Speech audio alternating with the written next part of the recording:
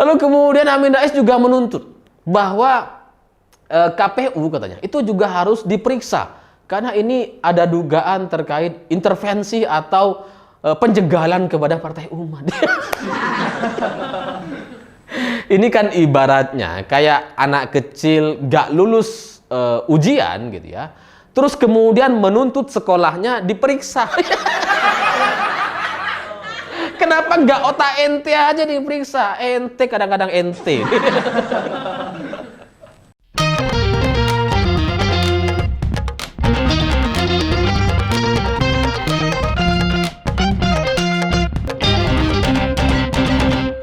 Selamat malam para mantan, selamat malam untuk semua mantan-mantan kalian yang kekanak-kanakan. Yang setelah semua keinginannya dituruti, tetap aja ada yang salah, tetap aja ada yang kurang. Nah, cerita-cerita semacam itu bagi saya jadi mirip sekali dengan cerita Rizal Ramli dan Amin Rais. Ya karena ketika keduanya memasuki usia senja atau lansia, semakin hari ini semakin menunjukkan sifat kekanak-kanakan. Udah kayak bocil. Sifatnya sama, meskipun kasus atau ceritanya berbeda. Rizal Ramli misalkan gitu ya, ketika dia diundang di pernikahan Kaisang dan Erina dan dia nggak bisa hadir, dia kemudian umumkan di Twitter. Sampai di sini ini nggak masalah, masih oke-oke aja gitu. Ya karena kegiatan setiap orang kan beda-beda. Bisa aja emang nggak bisa hadir gitu. Seperti Hotman Paris misalkan yang sedang berduka, atau Surya Paloh yang sedang berobat ke Jerman gitu. Jadi kalau misalkan Rizal Ramli sedang ada acara di luar ya sah-sah saja gitu. Namanya kegiatan orang kan beda-beda. Jadi ketika dia nggak bisa hadir itu masih oke-oke aja. Tapi setelah itu keesokan harinya Rizal Ramli nyinyirin pernikahan Kaisang. Ini kan nggak logis gitu. Pasti Rizal Ramli tuh lupa tuh kalau dia sebenarnya kemarin diundang. Ya karena kalau dia ingat bahwa dia diundang dan dia nggak bisa datang, seberbeda apapun pemikiran dia nggak akan nyinyir kayak gini gitu. Karena dia udah diundang, nggak datang kan nggak enak gitu kalau kemudian nyinyir. Tapi karena ini lansia gitu ya, udah tua, jadinya mungkin lupa. Akhirnya dia merasa mungkin kayak nggak diundang, terus kemudian ketika ngelihat ada parade pawai pernikahan Kaisang dan Pak Jokowi gitu ya, yang sekeluarga naik kereta kuda gitu, ini kemudian dia nyinyir tuh. Dia bilang ini udah kayak monark, udah kayak kerajaan katanya, udah ngalah-ngalahin kerajaan Solo dan kerajaan Jogja. Ini udah kayak kerajaan Inggris dan Belanda. Nyinyir dia. Ya sekali lagi dia pasti lupa tuh kalau kemarin dia sebenarnya diundang tuh, cuma nggak bisa datang. Dan di luar itu gitu ya, bagi saya nggak ngerti kenapa hal ini kemudian dikomentari negatif gitu. Seolah-olah nggak boleh ada pernikahan yang melampaui kerajaan-kerajaan yang ada di Indonesia. Seolah-olah nggak boleh kita menyamai pernikahan yang mewah atau ramenya itu kayak kerajaan Inggris dan Belanda gitu.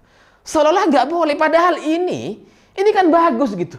Kalau kita bisa menghadirkan atau melaksanakan pernikahan yang semewah, sebesar, semeriah kerajaan Inggris dan Belanda, kenapa kemudian dikomentari negatif? Kan bagus. Emang apa salahnya melampaui atau menyamai kerajaan Inggris dan Belanda? Lawang bisa-bisa aja gitu. Dan selain itu, yang membuat ini mewah dan meriah itu kan masyarakat sekitar, masyarakat Solo gitu. Jadi kalau mereka kemudian bergerak dan menyambut kedatangan atau ikut berpesta atas pernikahan Kaisang dan Erina gitu, ya apa yang salah? Bahwa kalau kemudian mereka menganggap bahwa Pak Jokowi itu kayak raja dan yang seperti raja Inggris atau raja Belanda gitu ya, ya itu kan hak setiap orang di Indonesia. Hak masyarakat Solo gitu. Nah itu biasa-biasa aja, tapi NKRI tetap NKRI gitu, nggak berubah gitu. Ya kalau kita ngelihat parade atau pawai pernikahan Kaisang dan Erina, mestinya kita bangga gitu karena Indonesia mampu untuk menyuguhkan sebuah pernikahan yang sangat meriah kayak gini. yang kemudian dinikmati, diikuti oleh banyak masyarakat di Solo gitu. Kan bagus-bagus saja, tapi Rizal Ramli, menurut Rizal Ramli, ini salah. Jadi kalau diibaratkan, Rizal Ramli ini kayak anak kecil yang fasenya, fase ngeributin atau ngerebutin mainan orang lain gitu, mainan anak-anak lain. Ketika dia mendapatkan mainan itu, dia nggak mainin tuh, dia nggak gunakan gitu. Ya karena dia cuma ngerebut aja gitu, rebut terus kemudian ngerebut lagi, terus begitu sampai akhirnya sampai si anak ini nangis dan bertengkar sama temennya yang mempertahankan mainannya. Mirip kayak Rizal Ramli gitu. Ya karena Rizal Ramli ini diundang ke nikahan Kaisang dan Erina gitu ya, nggak datang, mirip. Udah dikasih mainan nggak datang. Setelah itu dia bikin ribut yang lain tuh. Jadi yang namanya anak kecil atau bocil gitu ya, ya kita memang jadi serba salah gitu. Diundang ya nggak datang gitu kan, malah nyinyir gitu ya. Nggak diundang nanti dianggap nggak menghormati orang tua. Serba salah gitu. Tapi ya itulah lansia, ya itulah Rizal Ramli gitu. Yang dia nggak akan puas dengan apa yang sudah dia punya gitu. Ketika dia diberikan mainan, ketika dia diberikan sesuatu yang dia sangat inginkan, ketika udah dapet, dia nggak memanfaatkan gitu. Dan ini sudah terbukti dulu. Ketika dia di luar pemerintahan terus ngeritik kabinet Pak Jokowi, ketika dia ditunjuk sebagai menteri, bukannya memanfaatkan posisinya untuk memperbaiki ekonomi bangsa Indonesia, dia malah ngerecokin kementerian yang lain. Anak kecil kan gak gitu. Pengen mainan itu, dikasih, minta yang lain. Gak nemu bener gitu. Gak ada puas-puasnya gitu. Nah kalau anak kecil gitu ya, kita bersabar, kita bisa sabar. Karena yang namanya anak kecil, itu perubahannya tuh hitungan hari. Kadang sehari atau seminggu itu udah berubah, udah jadi lebih mengerti gitu. Nah sementara Rizal Ramli ini gak bisa jadi lebih dewasa dibandingkan usianya. Dia sudah pernah dewasa gitu ya. Sekarang dia sudah lansia dan kemudian kembali menjadi seperti bocil. Jadinya ya nggak ada yang bisa kita lakukan gitu. Dia akan selamanya kayak gitu sampai akhir hayatnya. Sampai meninggal akan kayak gini dia gitu. Yang terus ngerepotin atau ngerecokin milik orang lain. Kenapa ini bisa terjadi? Menurut penjelasan secara teori medis dan psikologis gitu ya. Di usia-usia senja, manusia ketika memasuki usia lansia gitu ya, memang terjadi penurunan fungsi kognitif dan otaknya itu kemudian menciut. Sehingga orang-orang tua atau lansia cenderung tidak mampu untuk menyelesaikan permasalahan-permasalahan yang rumit. Cenderung tidak berpikir panjang sehingga dia menunjukkan karakter dirinya sendiri gitu. Karakter yang sebenar-benarnya. Kalau dia sebenarnya adalah orang yang usil, yang suka ngerecokin, ketika lansia, dia akan berperilaku kayak gitu. Kayak anak kecil gitu. Ya karena kalau orang-orang tua kan udah nggak ada beban gitu. Apa yang mau dia ucapkan tuh. Dia nggak mikirin soal dampak atau perasaan orang lain. Mirip kayak anak kecil. Yang suka nantang-nantangin, yang terlalu jujur terkait dirinya sendiri. Itu lansia gitu. Dan itulah yang nampaknya sedang terjadi kepada Rizal Ramli gitu. Karena ketika dia mempermasalahkan banyak hal gitu ya, dia persis kayak anak kecil. Ya karena dia nggak punya kegiatan yang produktif di usia senjanya gitu. Dia nggak punya apa-apa, dia nggak punya jabatan, dia nggak punya partai, tapi bermimpi mau jadi presiden. mirip anak kecil gitu. Yang bermimpi pengen jadi pilot. Banyak kan yang nggak gitu.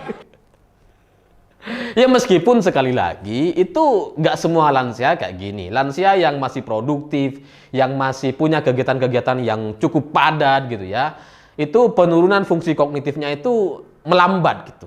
Ya tetap terjadi penurunan fungsi kognitif, tapi melambat sehingga mereka tetap dewasa atau minimal tidak sekanak-kanak seperti orang-orang yang pensiunan seperti Rizal Ramli ini gitu. Salah satu contohnya misalkan seperti Ibu Megawati misalkan. Ketika Ibu Mega sampai sekarang masih menjadi ketua PDI Perjuangan gitu ya, dengan segala kebijakan dan program-program kerja yang beliau lakukan, kemudian masih kuliah, masih menjabat di beberapa posisi gitu ya. Itu kan sangat padat sekali kerjaan Bu Mega ini gitu.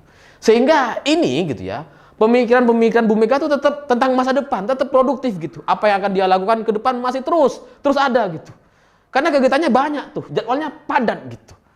Nah kalau orang kayak Rizal Ramli kan nggak ada, dia mau ngapain? Makanya yang bisa dia lakukan selalu bicara soal masa lalu. Oh dulu saya tuh berhasil meningkatkan ekonomi Indonesia di era pemerintahan Gus Dur. Selalu itu yang diungkit-ungkit gitu. Itu kayaknya kalau kita dengerin bisa berkali-kali tuh dia bilang kayak gitu di berbagai acara. Gitu. Dia mikirnya gitu ya, dia nggak pernah bilang itu, tapi dia bilang lagi. Ya lupa soalnya gitu. Lansia suka lupa gitu. Jadi ya tetap bicara soal masa lalunya yang sangat-sangat luar biasa yang sebenarnya hari ini itu udah nggak relevan dan itu terbukti gitu. Ketika Rizal Ramli diberikan posisi menteri, apa yang dia lakukan sangat-sangat tidak sesuai dengan zamannya. Udah nggak bisa apa-apa gitu. Ya ibarat Ronaldo di Portugal yang kemudian main di Piala Dunia tahun 2022 ini gitu ya. Mungkin dia pemain bintang, tapi ini sudah 2022. Udah selesai masanya gitu, mirip kayak gini. Mirip kayak Rizal Ramli. Jadi nggak bisa apa-apa, makanya kemudian selalu cerita masa lalunya. Dan di luar itu ya ngerecokin terus. Semua di komentar. Dan kalau soal Amin Rais, ini ceritanya berbeda. Meskipun sifatnya sama gitu. Kayak anak kecil. Karena kemarin Amin Rais itu bikin video bahwa dia mengaku bahwa dia ini mendapatkan informasi A1 katanya. Bahwa Partai Umat itu tidak lolos verifikasi pemilu 2024. Meskipun pengumumannya baru besok gitu, tapi dia sudah meyakini bahwa Partai Umat ini nggak lolos katanya. Dan ini diduga ada manipulasi, ada penjegalan dari pihak penguasa, ada kekuatan besar yang coba menyingkirkan Partai Umat. Ini mirip nih, mirip anak kecil gitu. Anak kecil yang nggak puas dengan mainannya gitu ya, yang mainannya nggak sempurna sesuai dengan imajinasinya, terus kemudian dia berimajinasi sendiri gitu, bermimpi sendiri gitu, yang seolah-olah tiba-tiba ada dinosaurus. Mirip Amin Rais gitu, yang tiba-tiba dia merasa bahwa ada kekuatan besar yang coba ingin menyingkirkan Partai Umat. Padahal logikanya ngapain Partai Umat disingkirkan? Dan kekuatan besar mana yang kayaknya terganggu sama Partai Umat? Loh dia partai yang bukan apa-apa gitu. Ketuanya aja Amin Rais, anggotanya Buniani. Apa yang perlu ditakuti dari partai yang kayak gini gitu? Yang kalaupun diloloskan, diikutkan pemilu, nggak mungkin juga ada yang milih. Ya, tapi yang namanya Amin Rais gitu ya, lansia bocil gitu kan, dia berimajinasi tuh bahwa ada kecurangan, ada kejanggalan, ada manipulasi untuk meloloskan partai-partai lain. Ada kekuatan besar. Ya mirip kayak anak kita yang tiba-tiba berimajinasi ada hantu, ada monster, padahal nggak ada. Sehingga dari kasus ini Amin Rais kemudian menuntut 3 hal. Meminta agar ini audit dan kelolosan partai-partai yang bisa ikut berlaga di pemilu 2024 itu diverifikasi semuanya oleh tim audit independen. Terus kemudian ini hasilnya harus dibuka ke publik katanya. Ini kan membingungkan gitu. Yang nggak lolos ke pemilu 2024 itu Partai Umat, tapi yang dipermasalahkan sama Amin Rais itu partai-partai yang lain yang lolos verifikasi. Dia yang nggak lolos, dia yang ngerecokin yang lain. Mirip nih. Anak kecil gitu. Anak kecil gimana sih? Kalau dia nggak bisa main, terus kemudian yang ngerecokin orang lain.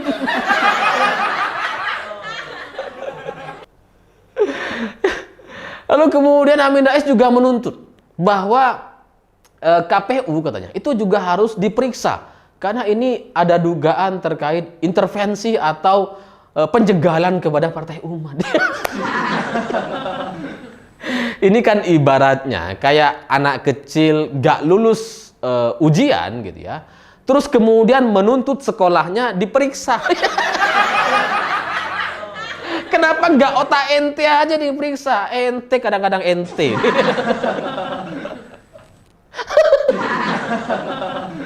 Masa orang nggak lulus kemudian nyalahin orang lain gitu, nyalahin sekolahnya.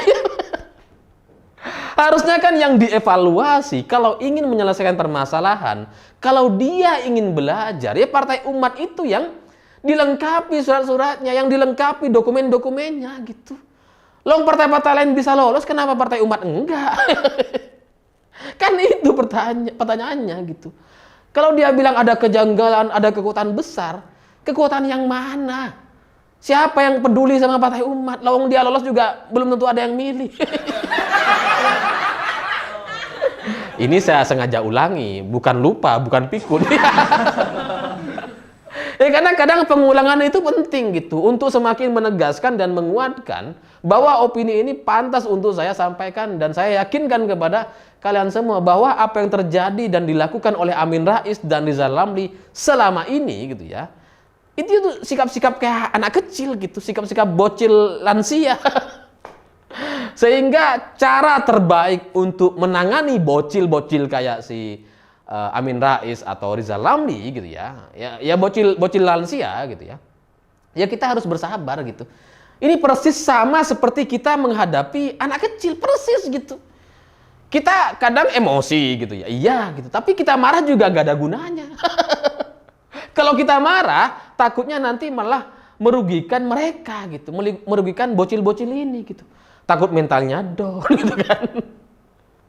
Kasihan gitu. Jadi ya sudah, kita sabar-sabar aja gitu melihat tingkah pola mereka ini. Memaklumilah. Ya karena kalau kita menginginkan agar mereka berubah atau mereka memahami, ya nggak bisa gitu. Kalau pilihannya antara kita yang orang dewasa dan waras dan bocil-bocil yang yang bocil-bocil lansia gitu ya. Ya pilihannya harus kita yang mengerti gitu. Kalau kita menuntut mereka yang ngerti, bocil-bocilnya mengerti, gak bisa. Kodrat mereka emang jadi anak kecil, emang kayak gitu. Emang gak bisa tuh. Itu emang sudah alamiah gitu. Semua orang akan mengalaminya dan termasuk kita juga. Jadi bagi saya gitu, saya juga dengan kejadian ini akhirnya mencari tahu dan belajar bahwa nanti kalau kita memasuki usia senja atau lansia, meskipun sudah pensiun, sebisa mungkin tetap punya kegiatan yang produktif. Dan di luar itu, supaya kita tetap ingat sebagai orang yang dewasa gitu, maka kita harus sering-sering melakukan kegiatan-kegiatan yang dewasa, yang merelakan sesuatu yang kita punya misalkan. Itu kegiatan orang dewasa. Nah kalau anak kecil, ya kayak Amin Rais dan Rizal Ramli gitu. Yang selalu pengen rebutin punya orang gitu. Atau melakukan puasa misalkan. Pokoknya kegiatan-kegiatan yang dilakukan oleh orang-orang dewasa.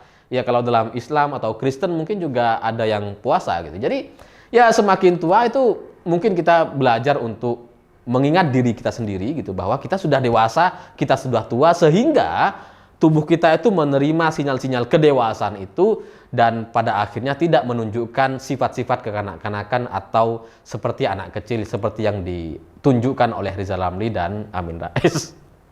Atau apa yang lain, kegiatan sosial, sedekah, zakat, dan kemudian aktivitas olahraga dan lainnya. Pokoknya semua kegiatan orang-orang yang dewasa, agar sekali lagi kita ingat bahwa kita ini orang yang sudah tua dan dewasa, bukan lagi anak kecil atau bocil. Semoga ini bermanfaat. Saya pikir itu. Terima kasih sudah menonton. Oh ya, terakhir, karena ini adalah laga semifinal Prancis versus Maroko nanti dini hari gitu ya. Saya berharap Prancis yang menang sehingga terjadi duel final ideal Prancis melawan Argentina, karena Maroko gitu. Kalau Maroko yang menang, ini bukan cuma soal tarif ustadz di Indonesia yang akan naik nih. Ini akan panjang ceritanya nih. Jadi ya saya yakin Prancis yang menang dan Maroko akan kalah, karena dari sisi pemain juga sudah cukup jauh dan terlihat Prancis sangat layak untuk menang dan masuk ke final Piala Dunia atau memenangkan kejuaraan Piala Dunia tahun 2022. Saya pikir itu. Terima kasih sudah menonton. Begitulah kura-kura.